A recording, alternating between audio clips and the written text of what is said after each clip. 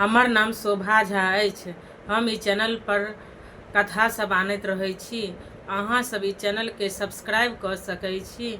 आइ के कथा अछि एकटा दू भाई छलथि हैं और एक भाई नास्तिक एक भाई आस्तिक। एही पर में कथा अछि। तो दुनू भाई जे छलथि हैं न, तो एक भाई छोट जे छलथि हैं तो भगवान के मानै छलथि हैं, जेठ भाई भगवान के नहीं मानै छलथि हैं। छोट भाई छलथि हैं कतौ कोनो जगह पर में कतौ रहै छलथि हैं तो भगवान के भोग लगा कर खाना खाई छलथि हैं। लेकिन जेठ भाई जे छलथि हैं तो भगवान के नहीं भोग लगबै छलथि हैं। कहै भगवान कोन चीज छै, भगवान कोन चीज छै। तो छोट भाई जे छलथि हैं न, कतौ कोनो जगह पर रहै छलथि हैं तो एगो शालिग्राम भगवान अपन जेबी में ओ रखने रहै छलथि हैं। कतौ कोनो जगह पर में रहलहुँ, भगवान के भोग लगा देलहुँ, तहन खाना खेलहुँ।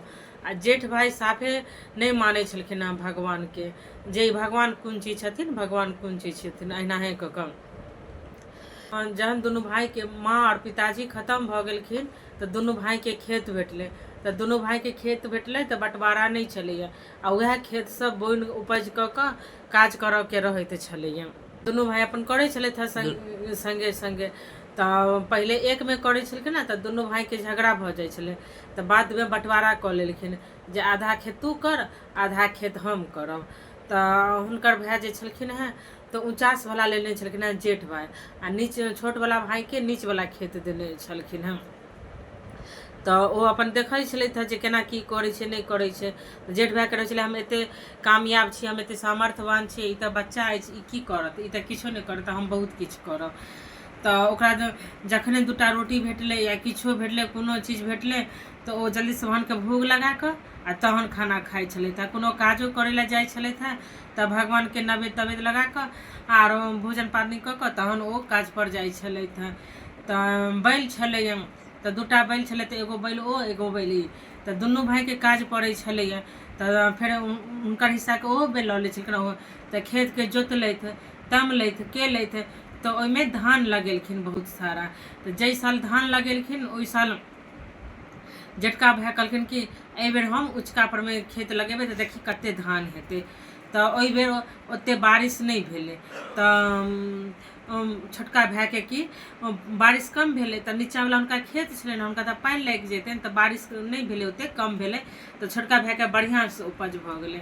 तो जेठका भाई कहलखिन कि जे तू की कऽ लेला जे एहि बेर तोरा बहुत नीक उपज भऽ गेलो। कियाकि जेठका भाई के ज्यादा बढ़िया उपज होइ छलै, छोटका भाई के नहीं होइ छलैया। कहलखिन हम भगवान के मानै छी ताहि दुआरे। कहलखिन ठीक छै। तो फिर गहूँम लगेलथि तो गहूँम के सीजन में फिर वही प्रकार से भेलै। छोटके भाई के ज्यादा उपजलै, जेठका भाई के नहीं उपजलै। तहन कहलखिन हर बेर तो हमरा बढ़िया से उपजै छलै, एहि बेर तू की कऽ देले जे फेर नहीं छै। तो आगे लगा देलकै जेठका भाई गहूँम के खेत में। भगवान तो सारा देखै छलखिन, कहलखिन ठीक छै कोनो बात नहीं। तो फिर गहूँम जे जहिनाहे छलै तहिनाहे फसल भऽ गेलै। छोटका भाई कटलकै आनलकै तो बड़का भाई कहलखिन कि एहि बेर तो एकरा नहीं हैत। तो देखलखिन छोटका भाई के कते सारा गहूँम भऽ गेलै, बड्ड हिनका मन उदास भऽ गेलै जे केना भऽ गेलै। ताहिके बाद एक दिन फिर रबी पत्ती के सीजन एलै। तो रबियो पत्ती में आगि लोक लगा दै छै। कहलखिन कि एहि बेर तू देखी केना तोरा होइ छौ। फिर रबी पत्ती में आगि लगा देलकै जेठका भाई। दलहन फसल, दलहन दालि वाला फसल में ओहो चैत बैसाख में होइ छै। तो फिर ओ आगि लगा देलखिन जेठका भाई। तो फिर भगवान हुनका देखलखिन, फिर तथास्तु कऽ देलखिन। फिर ओ दलहन वाला फसल जे छै फिर बढ़िया से भऽ गेलै। छोटका भाई के खूब भऽ गेलै भंडारा। सब जेठका भाई कम होइत गेलै, छोटका भाई ज्यादा होइत गेलै। आ ओ सोचै छलखिन हम तो 49 वाला खेत लेने छी, हमरा ज्यादा उपज हैत, लेकिन नहीं भेलै से। ताहिके बाद फिर कहलखिन जेठका भाई कि एहि बेर आब हम नीचा वाला खेत लेब आ तू ऊपर वाला खेत ले। तो ओ अपन कोनो बात नहीं कहलखिन ठीक छै। तो फिर हुनकर जेठका भाई के खूब मन खुशी, एहि बेर तो एकरा नीचा वाला खेत लऽ लेलियै आ जे ऊपर वाला खेत दऽ देलियै, देखै छियै एहि बेर एकरा केहन फसल हैत, हमरे सबटा फसल हैत। एहि बेर एहन भेल जे बहुत पानि भेल, बहुत पानि भेलै तो नीचा वाला खेत में लागि गेलै पानि, एकदम से अबड़ा डबरा भऽ गेलै, खूब एतेक पानि लागि गेलै ठेहुन तक। आ ऊपर वाला जे खेत छलै तो छोटका भाई के एते लगलै जे ठीक ठाक फसल भऽ गेलै। फिर हिनका एहि बेर धान भऽ गेलनि, फिर सब किछु भऽ गेलै। हिनका बड़ा मन आश्चर्य भऽ गेलै, एते हम एकरा किछु केलहुँ लेकिन फिर एकरा पर कते नीक धान भऽ गेलै। फिर गहूँम के सीजन एलै, फेर गहूँम सीजनमे कहलखिन कि देखै छै एकरा केना उपजै छै, फेर ओनाहे ओकर गहूँम सभटा उपजलै, फेर ओ आगि लगा देलखिन, फेर ओनाहे भऽ गेलै, फेर दलहनवला फसलके फेर ओनाहे ओ आगि लगा देलखिन। जेठका भाय आगि लगा देलखिन, तऽ छोटका भायके बुझबो नहि करै छलखिन, बुझै छलखिन जे हमरा तऽ भगवान दै छथि, फेर ओनाहे भऽ गेलै। कहलखिन की करै छै जे एकरा ओ एहन भऽ जाइए, कोनो बात नहि। तऽ एक दिना ओ की केलखिन, हुनकर भगवानके शालिग्राम भगवानके ओ चोरा लेलखिन जेठका भाय। नहीं शालिग्राम भगवान रहते, नहीं ई पूजा करत, जो चोरा लेलखिन आ कतौ फेंक देलखिन। भगवान तो सारा अंतर्यामी बुझै छथिन।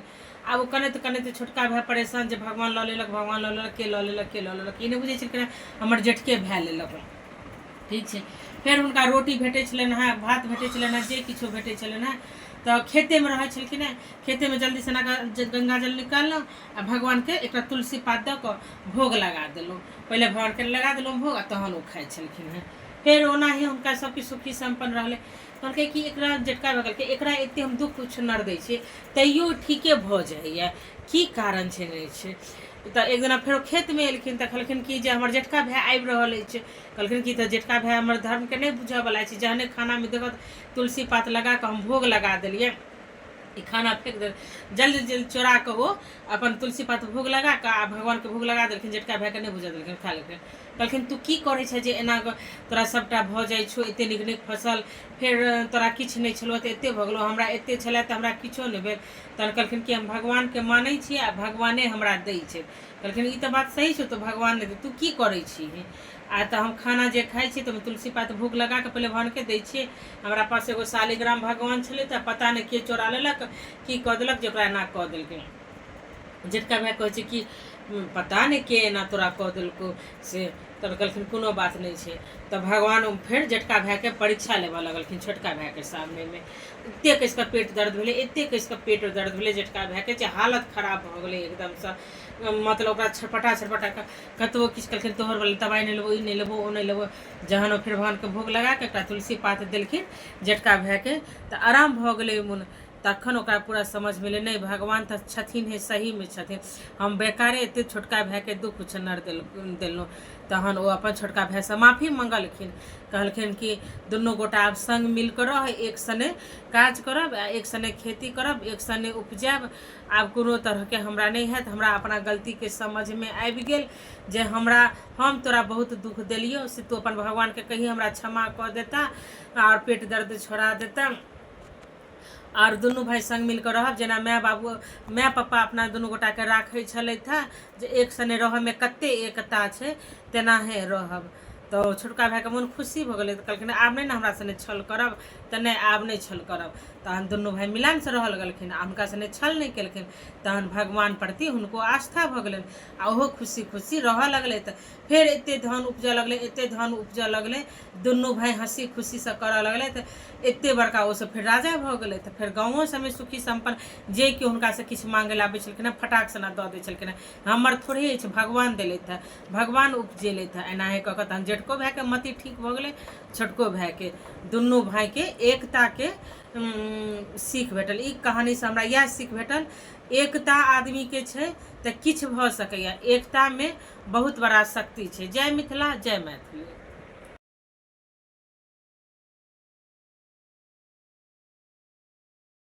ई चैनल पर एनाहिए पुराण कथा और बहुत सारा सीख देबऽ वाला कथा और मनोरंजन कथा एवं भगवानों के कथा आयत। तऽ अहाँ सब एहने कथा सुनक खातिर मैथिलीमे सब्सक्राइब कऽ सकै छियै। जय मिथिला, जय मैथिली।